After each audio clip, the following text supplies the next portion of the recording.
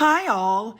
Everything in my video is pulled from the public domain, and I am using them under the Fair Use, Fair Dealings guidelines. Everything I say is my own opinion. You should look into this information for yourselves, but I'm pretty sure I'm right. Good morning, everybody. All right, this is actually going to be one of my shorter videos like I used to make.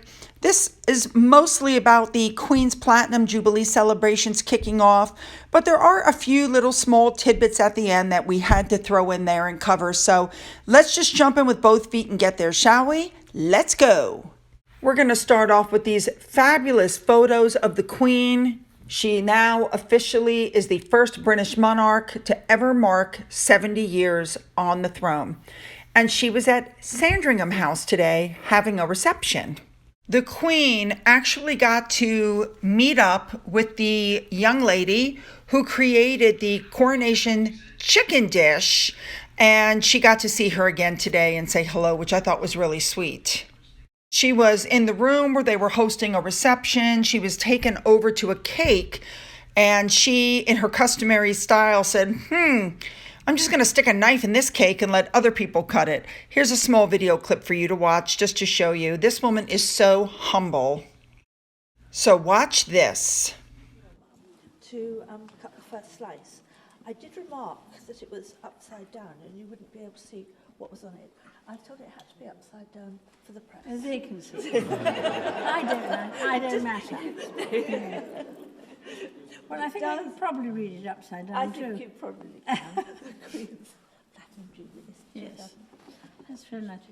There is a knife. I don't know whether you would like to just do a little bit. I think I might just put a knife in it. I think that's a really good idea.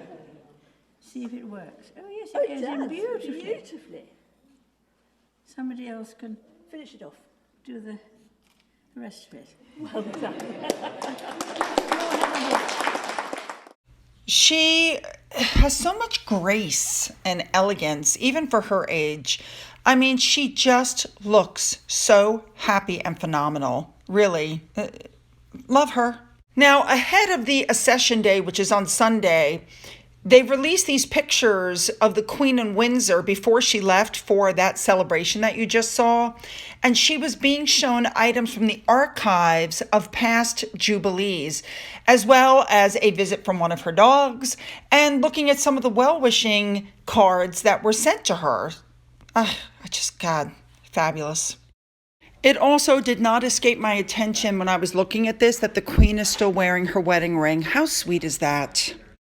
All right, moving back to our other two problem children. I saw this on Twitter from Francine, and I could not help but take notice what she wrote. Could you imagine Meghan's response if she'd fired off one of her 5:30 a.m. emails only to receive a message saying, sorry, I'm meditating for 45 minutes?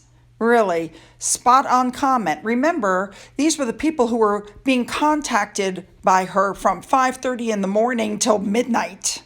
And that's what they're talking about in the news. Did Prince Harry's staff ever get away with inner work, with taking their 45 minutes off during a working day to work on themselves? I don't think so. And a formal royal aide, who was one of the ones who says she was bullied by Meghan, says, you know what? I hope this probe gets going because I want Harry and Meghan to have to give evidence. The bullying report is going to come out this year.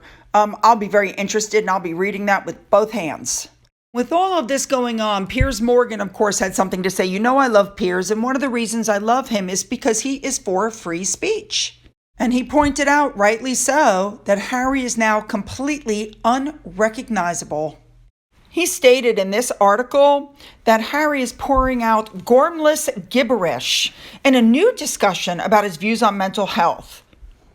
And Piers pointed out that in this year that should be completely dedicated to celebrating the Queen's Platinum Jubilee, he's busy finishing off an autobiography that will inevitably ruin it with more royal bashing tirades. Piers pointed out it will probably have more self-serving moaning guff about his struggles, but people really just don't want to hear it anymore. And Piers wants to know, how much are you paying him to exploit mental health to sell life coach packages? And this is a really good point because mental health is now being used as a marketing ploy, essentially. And he pointed out that we don't want to hear any more of Prince Harry's incessant rambling about his mental health for financial gain because it's damaging our mental health. For the love of God, shut up. And I say our because a lot of people feel that way. He's constantly in your face. It's like enough already. You know, Angela Levin asked, how many years does a person need to have therapy to be a life coach or even a friend? Don't you need to be cured first? Otherwise, perhaps you prove nothing. And one of the responses she got was, it takes until you start getting paid to promote the business and raise millions for their bank account. And with all the backlash, I guess Better Up put this tweet up that said you don't need to be an expert to have an opinion. But of course, the tweet was then deleted. We're going to finish up with a couple of small little items. Remember how Harry and Meghan stated that they didn't want to go to the Oscars because they were afraid they'd run into Kristen Stewart and the movie Spencer might be up for an award? Well, supposedly Spencer has been left out of nominations from BAFTA by the Film Academy, which is headed by, drumroll, Prince William. You know, in the middle of all of this, you should know that Kristen Stewart was actually asked about a possible Oscar or a BAFTA, and she said she doesn't give a you-know-what when asked of the likelihood of getting one was meaningful to her. Yeah, no, she said she doesn't care. Okay. All right, next one. This article had to have been put out by Harry's team. Prince William should apologize to Prince Harry if he wants to patch things up. Apologize for what? I'm not exactly sure.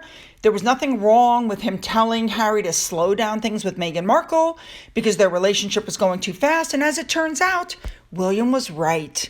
Yeah, I don't think he should apologize for anything. And finally, I'm going to finish up this video with a comment made by Lady Penelope Dandridge. I just love what she wrote. She wrote, it was the interview that changed my opinion of her because within 1 year, she married into the royal family, had a baby, bought $1 million worth of clothing, had a $3 million remodel on her home, went on overseas vacation every few months, and then said she wasn't thriving, she was only surviving. Spot on, my friend.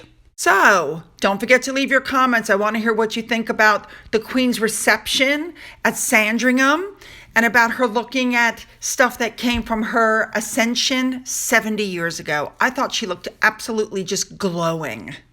And what do you think about Piers Morgan's statements about what Harry is doing? Don't forget to leave those comments below. Don't forget to subscribe. If you've already subscribed, please check to make sure you're still subscribed. Don't forget you can follow me on Twitter. You can follow me on Getter. You can email me. For those who have donated to my coffee fund, thank you so much. And as always, you guys, have a great day.